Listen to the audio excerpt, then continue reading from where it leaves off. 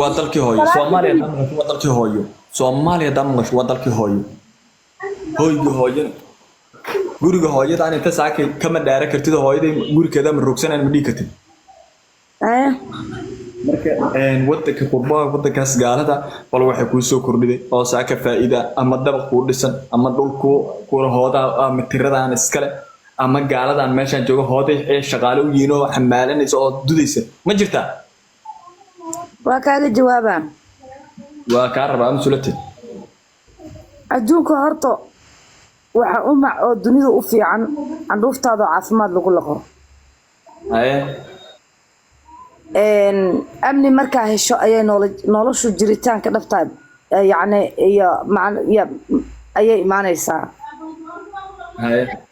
ana alxamdulilah wadanka ku nool amni iyo nabadgelyan ku qabaa